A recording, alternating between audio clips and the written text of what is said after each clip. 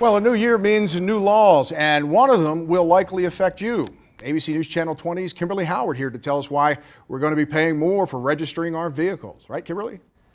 Yeah, Vince, it's going to be a $2 increase, and it's supposed to generate the bulk of the money needed to help the Illinois Department of Natural Resources, an agency like so many others that's forced to do with less. Even in the bleak of winter, the beauty at St. Chris Lake in Sangamon County shines through. I like to relax out here and kind of a nice break from the day. Enjoy the scenery out here.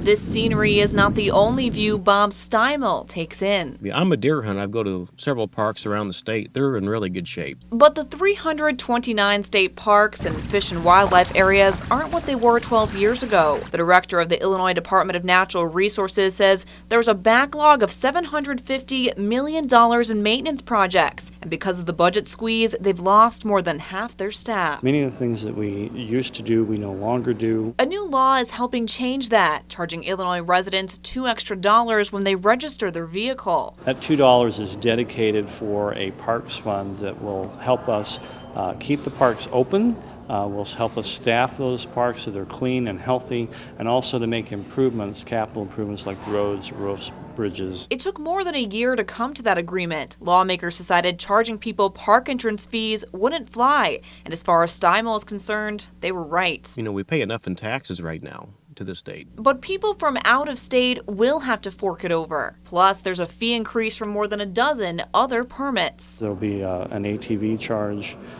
for riding an ATV in public. All in all, the law is supposed to generate at least $30 million, a far cry from what's needed, but a start. This bill will give us a good shot of doing that work and being able to accomplish our mission, but we certainly are not going to be the agency that we were 12 years ago.